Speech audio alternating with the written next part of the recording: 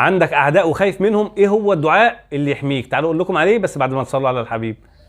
رمضان رمضان رمضان يا حبيب، رمضان رمضان.